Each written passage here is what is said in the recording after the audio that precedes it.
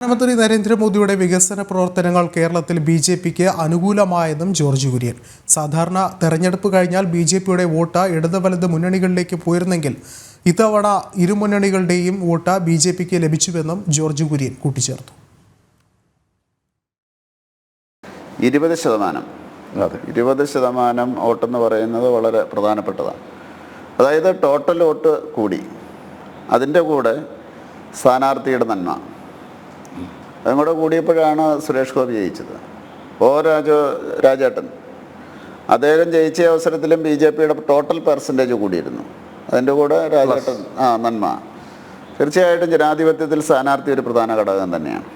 നരേന്ദ്രമോദിയുടെ വികസന പ്രവർത്തനങ്ങൾ അത് ഇഷ്ടപ്പെടുന്നവർ, രാജ്യം ഇങ്ങനെ പോകണം, വികസിക്കണം എന്ന് ഇഷ്ടപ്പെടുന്ന ജനങ്ങൾ തീർച്ചയായിട്ടും അവർ ബി.ജെ.പിക്ക്, നരേന്ദ്രമോദിക്ക് അനുകൂലമായിട്ട് ബി.ജെ.പിക്ക് അനുകൂലമായിട്ട് വോട്ട് ചെയ്തു. ഈ പറയുന്ന മറ്റ് പ്രചരണങ്ങളെയെല്ലാം അതിജീവിച്ചുകൊണ്ടാണ് അവർ വോട്ട് ചെയ്തിരിക്കുന്നത്. അതിൻ്റെ അകത്ത് ജാതി മതം പറയുന്നത് ശരിയല്ല. Cross section of the society, അതിൻ്റെ അകത്ത് ക്രിസ്ത്യൻസ് ഉണ്ടാകും, മുസ്ലിംസ് ഉണ്ടാകും. ക്രിസ്ത്യൻസിൻ്റെ വോട്ട് മുഴുവൻ ബി.ജെ.പിക്ക് കിട്ടി എന്ന് പറഞ്ഞുകൊണ്ട് ചില പാർട്ടികളിലൊക്കെ പിടിയുണ്ടാകുന്നു.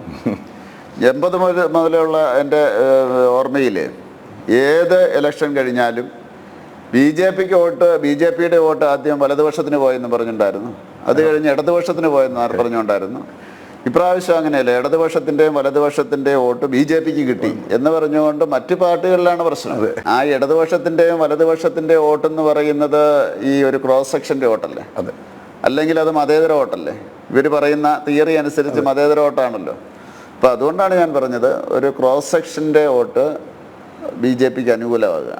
ഈ ന്യൂ ജനറേഷൻ അവർ ഒരു 35 വയസ്സിന് താഴെയുള്ളവർ, ഒരാളുടെ 65% എന്ന് പറയുന്നത് സമൂഹത്തിൻ്റെ, അവരിപ്പോൾ കേരളത്തിലും ആര് നല്ലത് ചെയ്യുന്നോ അവരുടെ കൂടെ നിൽക്കാൻ ഇഷ്ടപ്പെടുന്നവരാണ്.